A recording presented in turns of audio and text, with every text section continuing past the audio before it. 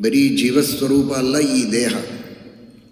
ದೇಹ ಮಾತ್ರ ಅಲ್ಲ, ದೇಹದೊಳಗಿರುವ ಇಂದ್ರಿಯಗಳು, ಇಂದ್ರಿಯಗಳು ಮಾತ್ರ ಅಲ್ಲ, ಹೊರಗಿರುವ ಉಪಕರಣಗಳು. ಈ ಧ್ವನಿವರ್ಧಕ ಇದೆ, ದೂರದಲ್ಲಿದ್ದು ಕೇಳುವವರಿಗೆ ಬೇರೆ ಮಾಧ್ಯಮಗಳಿವೆ, ಇವೆಲ್ಲ ದ್ರವ್ಯಗಳು. ಆ ಎಲ್ಲ ದ್ರವ್ಯಗಳಲ್ಲಿರುವಂತಹ ಒಂದು ವಿಶಿಷ್ಟವಾದ ಶಕ್ತಿ, ಇದನ್ನು ಭಗವಂತ ಕೊಟ್ಟಿದ್ದಾನೆ. ದ್ರವ್ಯಂ ಕರ್ಮ ಚ ಕಾಲಶ್ಚ. ನೀವು ಕೂಡುವುದಕ್ಕಿರುವ ನೆಲ, ಇಷ್ಟು ದೊಡ್ಡದಾಗಿರುವಂತಹ ಆಕಾಶ, ಗಾಳಿ ಇದೆ, ಬೆಳಕಿದೆ, ಇದೆಲ್ಲವೂ ದ್ರವ್ಯ. ಇಲ್ಲಿ ನೀರಿನ ಕೆಲಸ ಅಂತೂ ಏನಿಲ್ವ ಅಲ್ವಲ್ಲ? ನೀರೇನು ಬೇಕಾಗಿಲ್ಲ, ಪ್ರವಚನಕ್ಕೆ ನೀರೇ ಆಗಬೇಕು. ಕೂಡುವುದಕ್ಕೆ ನೆಲ ಬೇಕು, ಪೃಥ್ವಿ ಅದೊಂದು ದ್ರವ್ಯ, ಆಕಾಶ ದ್ರವ್ಯ, ಗಾಳಿ ಇಲ್ಲದೆ ಕೂಡ್ಲಿಕ್ಕೆ ಆಗೋದಿಲ್ಲ, ಗಾಳಿ ಬೇಕು, ಸರಿ ದ್ರವ್ಯ, ಬೆಳಕು ಬೇಕು ದ್ರವ್ಯ. ನೀರಿಂದೇನು ಕೆಲಸ? ನೀವು ಕೂತಿದ್ದೀರಲ್ಲ, ನೀರಿದೆ ಅಂತ ಕೂತಿದ್ದೀರಿ. ದೇಹದೊಳಗೆ ನೀರಿನ ಅಂಶನೇ ಇರಲಿಲ್ಲ ಅಂದರೆ ಕೂಡ್ತಿರಲಿಲ್ಲ, ಇಲ್ಲೇ ಮಲಗುತ್ತಿದ್ರಿ, ಡಿಹೈಡ್ರೇಷನ್ ಆಗಿದ್ದರೆ. ಹಾಗಾದರೆ ನೀರು ಬೇಕು, ಒಳಗೆ ಬೇಕು, ಮಾತನಾಡಲಿಕ್ಕೂ ನೀರು ಬೇಕು. ನೀರಿದ್ದರೆ ಮಾತನಾಡಬಹುದು. ಛಾಂದೋಗ್ಯೋಪನಿಷತ್ತು ಹೇಳ್ತದೆ, ನೀರಿದ್ರೇ ವಾಕ್ಶಕ್ತಿ ಬರ್ತದೆ. ನೀರಿನ ಸೂಕ್ಷ್ಮ ರೂಪ ನಮ್ಮ ವಾಕ್ಶಕ್ತಿಗೆ ಪ್ರಚೋದಕವಾಗ್ತದೆ. ಕೂಡುವುದಕ್ಕೂ ಎಚ್ಚರ ಇರುವುದಕ್ಕೂ ದೇಹದೊಳಗಿನ ನೀರಿನ ಅಂಶ ಬೇಕು, ಮಾತನಾಡುವುದಕ್ಕೂ ಬೇಕು. ಹಾಗಾದರೆ ದ್ರವ್ಯಂ, ದ್ರವ್ಯ ಏನೇನು ಕೆಲಸ ಮಾಡ್ತಾ ಇದೆ ನೋಡಿ. ಈ ಎಲ್ಲ ದ್ರವ್ಯಗಳು ಒಂದು ಪ್ರವಚನದ ಜ್ಞಾನಯಜ್ಞದ ಹಿನ್ನೆಲೆಯಲ್ಲಿ ಏನಿದೆ? ಎಲ್ಲವೂ ಇದೆ, ಎಲ್ಲವೂ ಬೇಕಾಗಿದೆ. ಇಷ್ಟೆಲ್ಲ ದ್ರವ್ಯಗಳನ್ನು, ಇಷ್ಟೆಲ್ಲ ಜನರ ದೇಹ, ಅಷ್ಟೆಲ್ಲ ಜನರ ಇಂದ್ರಿಯಗಳು, ಅಷ್ಟೆಲ್ಲ ಜನರ ಮನಸ್ಸು, ಅವರೆಲ್ಲರ ಬದುಕಿಗೆ, ಅವರೆಲ್ಲರ ಆರೋಗ್ಯಕ್ಕೆ ಬೇಕಾದ ಎಲ್ಲ ವಸ್ತುಗಳು, ಇದೆಲ್ಲವನ್ನೂ ಭಗವಂತ ಕೊಟ್ಟು ಒಂದು ಪುಣ್ಯ ಕಾರ್ಯ ಮಾಡಿಸುವುದಕ್ಕೆ ಆ ಭಗವಂತ ಪುಣ್ಯಾತ್ಮ ಅನ್ನೋ ಹಾಗಿಲ್ಲ. ಅವನಿಗೆ ಪುಣ್ಯನೂ ಇಲ್ಲ, ಪಾಪನೂ ಇಲ್ಲ. ಆದರೆ ಪುಣ್ಯ ನಿಯಾಮಕನಾದದ್ದರಿಂದ ಪುಣ್ಯಾತ್ಮನಾದ ಆ ಭಗವಂತ ಈ ಒಂದು ಪುಣ್ಯ ಕಾರ್ಯವನ್ನು ಮಾಡಿಸುವುದಕ್ಕೆ ಅದೆಷ್ಟು ಉಪಕಾರಗಳನ್ನು ಮಾಡಿದ್ದಾನೆ ಅಂತ ನಾವು ಸ್ಮರಿಸದೆ ಈ ಜ್ಞಾನ ಕಾರ್ಯವನ್ನು ಮಾಡಿದರೆ ನಾವು ಹೇಗೆ ಕೃತಜ್ಞರಾಗುವುದಕ್ಕೆ ಸಾಧ್ಯ? ಕೃತಜ್ಞರಾಗದೇ ಇರೋದಕ್ಕೆ ಹೇಗೆ ಸಾಧ್ಯ? ಕೃತಜ್ಞರಾಗ್ತೇವೆ, ಕೃತಜ್ಞರಾಗೋದಿಲ್ಲ, ಅದು ದೊಡ್ಡ ಪಾಪ. ಹಾಗಾದರೆ ದ್ರವ್ಯಂ ಕರ್ಮ ಚ ಕಾಲಶ್ಚ ಸ್ವಭಾವೋ ಜೀವ ಏವ ಚ.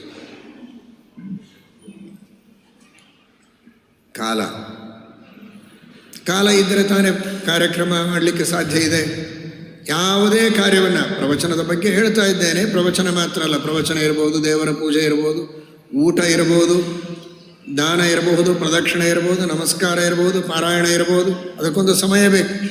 ಅಷ್ಟು ಸಮಯ ಇದ್ರೇ 10 ಶ್ಲೋಕ ಅನ್ನುವುದಕ್ಕೆ ಎಷ್ಟು ಸಮಯ ಬೇಕೋ ಅಷ್ಟು ಸಮಯ ಇದ್ದರೆ 10 ಶ್ಲೋಕಗಳನ್ನು ಪಠನ ಮಾಡಲಿಕ್ಕಾಗತ್ತೆ. ಸಮಯ ಇಲ್ಲದೆ ಇದ್ದರೆ ಆಗುವುದಿಲ್ಲ. ಭಗವದ್ಗೀತೆಯನ್ನು ಪಾರಾಯಣ ಮಾಡಬೇಕು, ಹರಿಕಥಾಮೃತ ಪಾರಾಯಣ ಮಾಡಬೇಕು, ಅದಕ್ಕೊಂದು ಸಮಯ ಬೇಕು. ಕಾಲಶ್ಚ ದ್ರವ್ಯಂ ಕರ್ಮ ಚ ಕಾಲಶ್ಚ ಸ್ವಭಾವೋ ಜೀವ ಏವ ಚ. ಇದೆಲ್ಲದರ ಮೇಲೆ ಸ್ವಭಾವ, ಆ ವಸ್ತುಗಳಲ್ಲಿರುವಂತಹ ವಿವಿಧವಾದ ವಿಚಿತ್ರವಾದ ಸ್ವಭಾವಗಳು. ಆ ಸ್ವಭಾವಗಳನ್ನು ದೇವರು ಹಾಗೆ ನೇಮನ ಮಾಡುತ್ತಾನೆ. ಇದು ಮೈಕಿದೆ, ಧ್ವನಿಯನ್ನು ವರ್ಧನ ಮಾಡುವುದು ಇದರ ಸ್ವಭಾವ. ಆ ಸ್ವಭಾವಕ್ಕೆ ತಕ್ಕಂತೆ ತನ್ನ ಕೆಲಸವನ್ನು ಅದು ಮಾಡ್ತಾ ಇದೆ ಎನ್ನುವ ಧೈರ್ಯದಿಂದ ನಾವು ಮಾಡ್ತಾ ಇದ್ದೇವೆ. ಅದು ತನ್ನ ಸ್ವಭಾವವನ್ನು ಬಿಟ್ಟರೆ ಏನು ತಕ್ಕ ಮಟ್ಟಿಗೆ ನಮ್ಮ ಧ್ವನಿ ಬರ್ತದೋ ಆ ಬರುವಷ್ಟು ನೇರವಾದ ಧ್ವನಿಯನ್ನೂ ಪ್ರಸಾರ ಮಾಡದೆ ಇನ್ನೂ ಕಡಿಮೆ ಮಾಡುವಂತಹ ವಿಪರೀತ ಸ್ವಭಾವ ಇದಕ್ಕೆ ಬಂದರೆ ಯಾವ ವಿಶ್ವಾಸದಿಂದ ನಾವು ಇದರ ಮುಂದೆ ಮಾತನಾಡೋದಕ್ಕೆ ಸಾಧ್ಯ?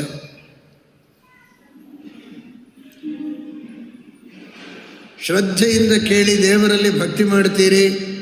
ದೇವರ ಮಹಿಮೆಯನ್ನು ಕೇಳಿದಾಗ ಭಕ್ತಿ ಮೂಡುವುದು ಸಹಜವಾದ ಸ್ವಭಾವ ಅನ್ನೋ ವಿಶ್ವಾಸದಿಂದ ನಿಮ್ಮ ಎದುರಿಗೆ 4 ಮಾತುಗಳನ್ನು ಹಂಚಿಕೊಳ್ಳುವ ಪ್ರಯತ್ನ ಮಾಡ್ತಾ ಇದ್ದೇವೆ. ಕೇಳಿದಷ್ಟು ದೇವರ ಮೇಲೆ ದ್ವೇಷನೇ ಬೆಳೀತದೆ ಅಂತಾದರೆ, ಸಿಟ್ಟು ಬಂದುಬಿಡ್ತದೆ ನೀವೆಲ್ಲ ಹೇಳಿದ್ದು ಕೇಳಿದರೆ ಅಂತಾದರೆ. ಹಾಗಾದರೆ ಪ್ರತಿಯೊಂದು ಹಂತದಲ್ಲಿಯೂ ಸ್ವಭಾವ ಇದೆ. ಧ್ವನಿವರ್ಧಕದ ಸ್ವಭಾವ, ಕೇಳುವವನ ಸ್ವಭಾವ, ಹೇಳುವವನ ಸ್ವಭಾವ, ದೇಹದ ಸ್ವಭಾವ, ಹೊರಗಿನ ಪಂಚಮಹಾಭೂತಗಳ ಸ್ವಭಾವ, ವಸ್ತುಗಳು ಇರುವುದು ಮಾತ್ರ ಅಲ್ಲ, ಅದರಲ್ಲಿರುವಂತಹ ಸ್ವಭಾವ ಏನಿದೆ ಅದನ್ನು ಭಗವಂತ ಏಕಪ್ರಕಾರವಾಗಿ ನಿಯಮನ ಮಾಡ್ತಾನೆ, ನಿಯಂತ್ರಣ ಮಾಡ್ತಾನೆ. ಇದೆಲ್ಲವನ್ನು ನಾವು ಚಿಂತನೆ ಮಾಡ್ತಾ ಹೋಗಬೇಕು. ಹೀಗೆ ಯಾವ ಒಂದು ಕಾರ್ಯವನ್ನು ಮಾಡಿದರೂ, ಅತೀ ಸಣ್ಣ ಕೆಲಸ ಇದ್ದರೂ ಕೂಡ ದ್ರವ್ಯಂ ಕರ್ಮ ಚ ಕಾಲಶ್ಚ ಸ್ವಭಾವೋ ಜೀವ ಏವಚ. ದಾನ ಕೊಡ್ತೀರಿ, ಚಾತುರ್ಮಾಸ್ಯ ಕಾಲದಲ್ಲಿ ಏನೇನೋ ದಾನಗಳನ್ನು ಕೊಡ್ತಾ ಇದ್ದೀರಿ ಅಂತ ಅಂದ್ಕೊಳ್ಳಿ. ದಾನ ಕೊಡಬೇಕಾದರೆ ಕೊಡುವ ವ್ಯಕ್ತಿ, ತೆಗೆದುಕೊಳ್ಳುವಂತಹ ಜೀವ, ಕೊಡುವಂತಹ ದ್ರವ್ಯ ವಸ್ತು, ಅದು ತಿನ್ನುವ ವಸ್ತುವೋ, ಬೆಳ್ಳಿಯೋ, ಬಂಗಾರವೋ, ಅನ್ನವೋ ಏನೇ ಆಗಿರ್ಬೋದು, ಅದು ದ್ರವ್ಯ. ಅದನ್ನು ತಯಾರು ಮಾಡುವುದಕ್ಕೆ ಬೇಕಾದ ಕಾಲ, ಅಥವಾ ನೀವು ಅದನ್ನು ಗಳಿಸುವುದಕ್ಕೆ ಬೇಕಾದಂತಹ ಕಾಲ, ಕೊಡುವುದಕ್ಕೆ ಬೇಕಾದಂತಹ ಕಾಲ, ಹೀಗೆ ಚಿಂತನೆ ಮಾಡ್ತಾ ಹೋಗಬೇಕು. ಒಂದು ಇಲ್ಲ ಅಂತಾದರೂ ಕೂಡ ನೀವು ಮಾಡಬೇಕು ಅಂತಂದುಕೊಂಡ ವ್ರತ, ನೀವು ಮಾಡಬೇಕು ಅಂತಂದುಕೊಂಡಂತಹ ಕಾರ್ಯ ಅಪರಿಪೂರ್ಣವಾಗುತ್ತೆ, ಪರಿಪೂರ್ಣವಾಗುವುದಿಲ್ಲ. ಹಾಗಾದರೆ ಹೀಗೆ ಮಾಡುವಂತಹ ಪ್ರತಿಯೊಂದು ಕಾರ್ಯದ ಹಿನ್ನೆಲೆಯಲ್ಲಿಯೂ ಕೂಡ ಈ ಅನುಸಂಧಾನವನ್ನು ನಾವು ಮಾಡ್ತಾ ಇದ್ದರೆ ಆಗ ಮಾಡಿದಂತಹ ಕರ್ಮ ಇದು ಯಶಸ್ವಿಯಾಗ್ತದೆ, ಪರಿಪೂರ್ಣವಾಗ್ತದೆ ಎನ್ನುವ ಅರ್ಥದಲ್ಲಿ ಶ್ರೀಮದಾಚಾರ್ಯರು ನಮಗೆ ತಿಳಿಸಿಕೊಟ್ಟಿದ್ದಾರೆ. ದ್ರವ್ಯಂ ಕರ್ಮ ಚ ಕಾಲಶ್ಚ ಸ್ವಭಾವೋ ಜೀವ ಏವ ಚ ಯದನುಗ್ರಹತಃ ಸಂತಿ ನ ಸಂತಿ ಯದುಪೇಕ್ಷಯ.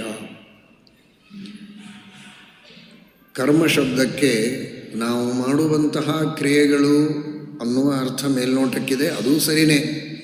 ಆದರೆ ಅದು ಮಾತ್ರ ಅಲ್ಲ, ಟೀಕಾಕೃತ್ಪಾದರ ಹೇಳಿದ್ದು ಪುಣ್ಯಪಾಪಗಳು, ಅದೃಷ್ಟ, ಅದು ಬಹಳ ಮಹತ್ವದ್ದು. ಅದೃಷ್ಟಂ ಸರ್ವತ್ರ ವಿಜಯತೆ ಅಂತ. ಯಾವ ಒಂದು ಕಾರ್ಯವನ್ನು ನಾವು ಮಾಡಬೇಕಾದರೂ ಕೂಡ ಅದರ ಹಿಂದೆ ಅದೃಷ್ಟ ಬೇಕು, ಅಂದರೆ ಮಾತ್ರ ಆ ಕಾರ್ಯವನ್ನು ನಾವು ಪರಿಪೂರ್ಣ ಮಾಡುವುದಕ್ಕೆ ಸಾಧ್ಯ. ಎಲ್ಲವೂ ದೇವರ ಅಧೀನ, ಇದಂತೂ ವಿಶೇಷವಾಗಿ ದೇವರ ಅಧೀನ. ಯಾಕೆ ಅಂದರೆ ಅದು ಅದೃಷ್ಟ. ಅದೃಷ್ಟ ಇದ್ದರೆ ಮುಂದೆ ಎಲ್ಲ ಮಾಡುವುದಕ್ಕೆ ಆಗುತ್ತೆ. ಯಾವ ಜನ್ಮದಲ್ಲಿ ನಾವು ಅದೃಷ್ಟವನ್ನು ಮಾಡಿರ್ತೇವೆ, ಹೇಗೆ ಮಾಡಿರ್ತೇವೆ ಎನ್ನುವುದು ಗೊತ್ತಿಲ್ಲ. ಇವತ್ತು ಮಾತನಾಡ್ತಾ ಇದ್ದೇವೆ ಅಂದರೆ ಹಿಂದೆ ಮಾಡಿದ ಯಾವುದೋ ಒಂದು ಪುಣ್ಯ ಒದಗಿ ಬಂದಿದೆ ಅಂತ ಊಹಿಸಿಕೊಳ್ಳಬಹುದು. ಅಷ್ಟೇ ಬಿಟ್ಟರೆ ಇಂತಹ ಒಂದು ಪುಣ್ಯ ಇದೆ, ಆ ಪುಣ್ಯ ಇದ್ದದ್ದರಿಂದ ನಿಶ್ಚಿತವಾಗಿಯೂ ಇವತ್ತು ನಾನು ಮಾತನಾಡ್ತೇನೆ ಅಂತ ಹೇಳೋ ಧೈರ್ಯ ಇಲ್ಲ.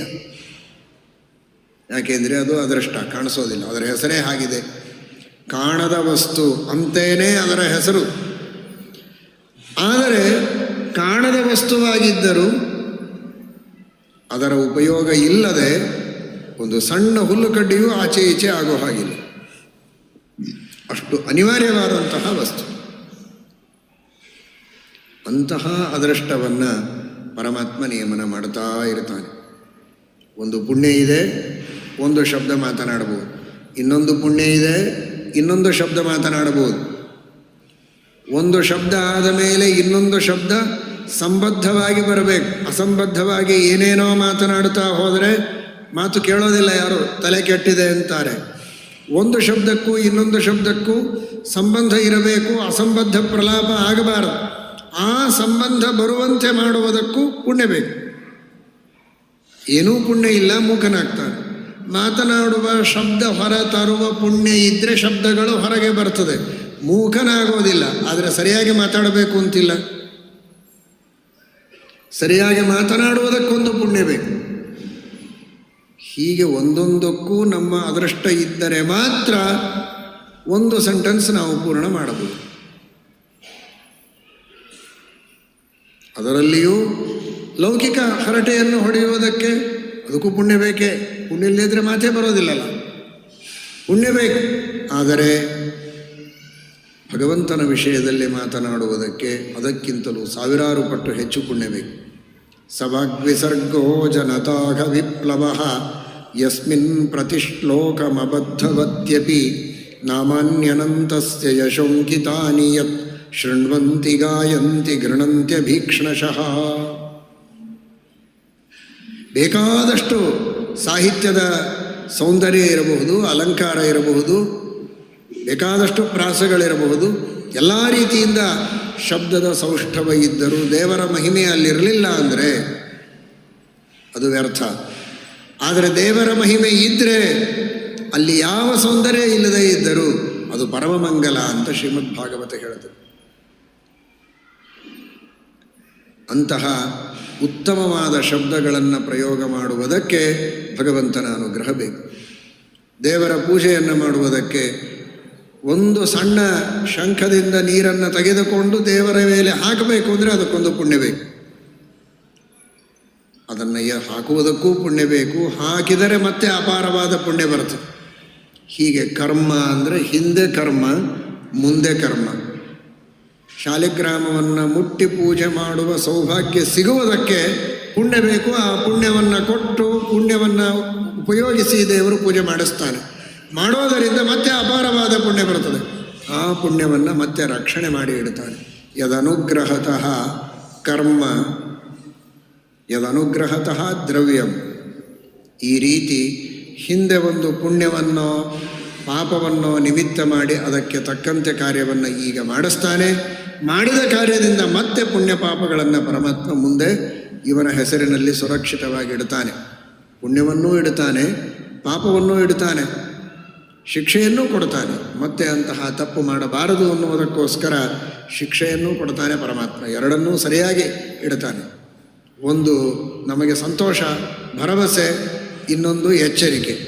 ನಾವು ಮಾಡಿದ ಯಾವ ದುಷ್ಕರ್ಮಗಳಿಗೂ ದೇವರು ಗಮನ ಕೊಡದೇ ಇರೋದಿಲ್ಲ. ಗಮನ ಕೊಡ್ತಾನೆ, ಅದರಿಂದ ಪಾಪ ಬರ್ತದೆ, ಬಂದದ್ದಕ್ಕೆ ಶಿಕ್ಷೆಯನ್ನು ಕೊಡ್ತಾನೆ. ನಾನು ಎಚ್ಚರಿಕೆಯಿಂದ ಇರಬೇಕು ಅನ್ನುವಂತಹ ಎಚ್ಚರಿಕೆಯ ಗಂಟೆಯನ್ನು ದೇವರು ಬಾರಿಸ್ತಾ ಇರ್ತಾನೆ. ಜೊತೆಗೆ ದೊಡ್ಡ ಭರವಸೆ, ನೀನು ಮಾಡಿದಂತಹ ಯಾವ ಕರ್ಮದ ಪುಣ್ಯವು ವ್ಯರ್ಥವಾಗಿ ಹೋಯಿತು, ಫಲ ಕೊಡದೆ ಹೋಯಿತು ಅಂತಾಗೋದಿಲ್ಲ, ಫಲ ಕೊಟ್ಟೇ ಕೊಡ್ತಾನೆ ಎನ್ನುವಂತಹ ಒಂದು ವಿಶ್ವಾಸ ನಮಗಿರಬೇಕು. ದ್ರವ್ಯಂ ಕರ್ಮ ಚ ಕಾಲಶ್ಚ ಸ್ವಭಾವೋ ಜೀವ ಏವ ಚ ಯದನುಗ್ರಹತಃ ಸಂತಿ ನ ಸಂತಿ ಯದುಪೇಕ್ಷಯ. ಇಷ್ಟೇ ಅನುಸಂಧಾನವನ್ನು ಪ್ರತಿಯೊಂದು ಕರ್ಮದ ಹಿನ್ನೆಲೆಯಲ್ಲಿಯೂ ಕೂಡ ನಾವು ಮಾಡ್ತಾ ಹೋದರೆ ಆ ಕರ್ಮ ಪರಿಪೂರ್ಣವಾಗ್ತದೆ, ಸಾರ್ಥಕವಾಗ್ತದೆ. ಇದು ಕೇವಲ ಏನೇನು ಈ ಶಬ್ದಗಳಿಂದ ನಾವು ಜೋಡಿಸಿಕೊಳ್ಳಬಹುದು ಅಂತ ನೆನಪು ಮಾಡಿಕೊಳ್ಳುವುದು ಮಾತ್ರ ಅಲ್ಲ, ಅದರ ಜೊತೆಗೆ ಭಕ್ತಿ ಇರಬೇಕು. ಇಷ್ಟೆಲ್ಲವನ್ನು ಕೊಡುವುದಕ್ಕೆ ದೇವರಿಗೇನು ಲಾಭ ಇಲ್ಲ, ಪ್ರಯೋಜನ ಇಲ್ಲ. ಕೇವಲ ನನ್ನ ಮೇಲಿನ ಪ್ರೀತಿಯಿಂದ, ವಾತ್ಸಲ್ಯದಿಂದ, ಅನುಗ್ರಹ ಬುದ್ಧಿಯಿಂದ ನನ್ನ ಉದ್ಧಾರಕ್ಕಾಗಿ ಭಗವಂತ ಇಷ್ಟೆಲ್ಲವನ್ನು ಕೊಟ್ಟಿದ್ದಾನೆ ಎನ್ನುವ ಒಂದು ಪ್ರೀತಿಯನ್ನು ಪರಮಾತ್ಮನಲ್ಲಿ ನಾವು ಮಾಡ್ತಾ ಇದ್ದರೆ ಆಗ ಮಾಡಿದಂತಹ ಕರ್ಮಗಳು ಪರಿಪೂರ್ಣವಾಗ್ತದೆ, ಸಾರ್ಥಕವಾಗ್ತದೆ. ಆ ಅನುಸಂಧಾನವನ್ನು ಭಗವಂತ ನಮಗೂ ನಿಮಗೂ ಎಲ್ಲರಿಗೂ ಕೊಡಲಿ. ಶ್ರೀಮದ್ ಆಚಾರ್ಯರು ಗೀತಾ ತಾತ್ಪರ್ಯದಲ್ಲಿ ತಿಳಿಸಿದ್ದಾರೆ, ಕೇವಲ ಕೊನೆಗೆ ಮಾತ್ರ ಸ್ಮರಣೆ ಮಾಡಿದರೆ ಸಾಲದು, ಆದಿ ಮಧ್ಯ ಅಂತ್ಯದಲ್ಲಿ ಸ್ಮರಣೆ ಮಾಡಬೇಕು ಅಂತ. ಮುಂದೆ ಮಾಡಿಸುವ ಕರ್ಮ ಎಲ್ಲ ಭಗವಂತ ಮಾಡಿಸ್ತಾನೆ ಅಂತ ಮೊದಲು ಸಂಕಲ್ಪ, ಮಧ್ಯದಲ್ಲಿ ಮತ್ತೆ ಪರಮಾತ್ಮನ ಸ್ಮರಣೆ, ಕೊನೆಗೆ ಪುನಃ ಭಗವಂತನಲ್ಲಿ ಸಮರ್ಪಣೆಯನ್ನು. ಕರ್ಮಾದವು ಕರ್ಮ ಮಧ್ಯೆ ತದುಪರಿಚ ಹರಿಂ ಪ್ರೇರಕಂ ಸಂಸ್ಮರಂತಹ ಅಂತ. ಕರ್ಮಾದಿಯಲ್ಲಿ, ಕರ್ಮ ಮಧ್ಯದಲ್ಲಿ, ಕರ್ಮದ ಕೊನೆಯಲ್ಲಿಯೂ ಭಗವಂತನೇ ಪ್ರೇರಕ, ಅವನೇ ಫಲಪ್ರದಾತ, ಅವನೇ ಸರ್ವನಿಯಾಮಕ, ಸರ್ವೋತ್ತಮ ಅನ್ನುವ ಅನುಸಂಧಾನ ಮನಸ್ಸಿನಲ್ಲಿ ಬರಬೇಕು. ಹಾಗೆ ಎಲ್ಲ ಕರ್ಮಗಳನ್ನು ಯಥಾಶಕ್ತಿಯಾಗಿ ಮಾಡುವ ಒಂದು ಶುಭ ಸಂಕಲ್ಪವನ್ನು, ಈ ಒಂದು ಶುಭ ವ್ರತವನ್ನು ನಾವು ಸ್ವೀಕಾರ ಮಾಡೋಣ.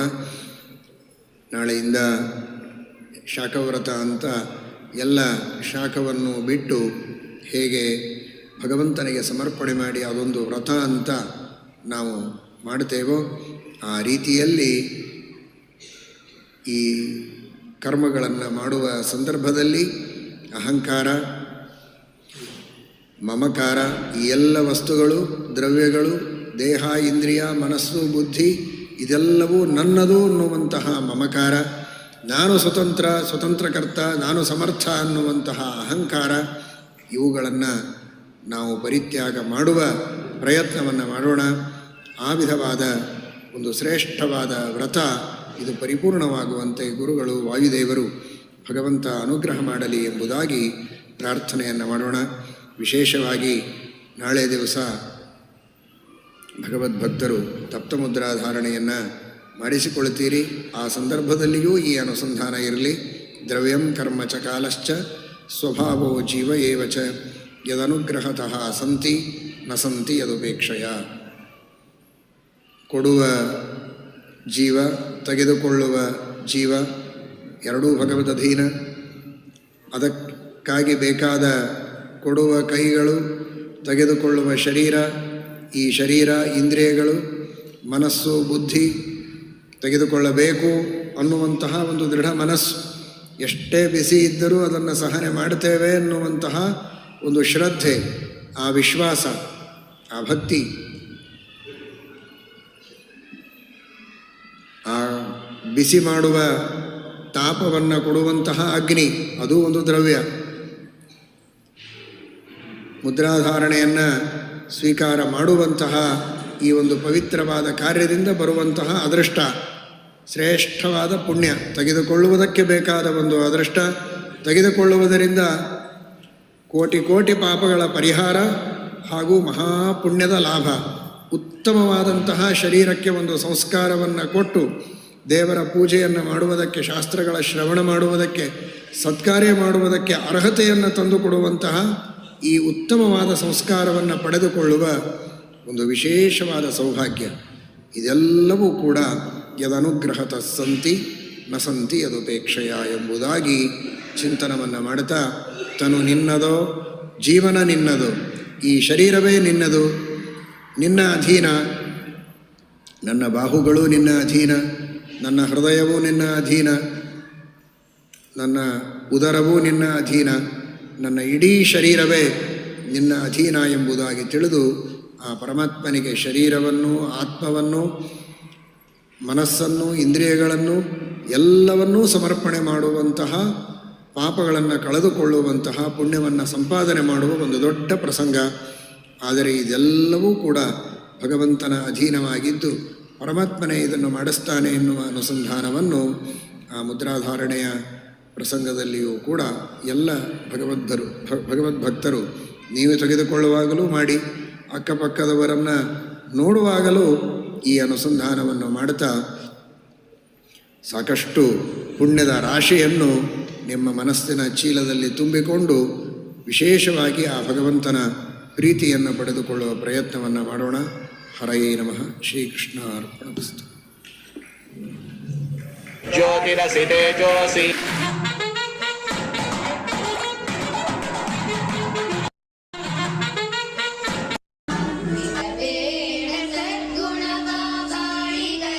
ಭೂಷಣವು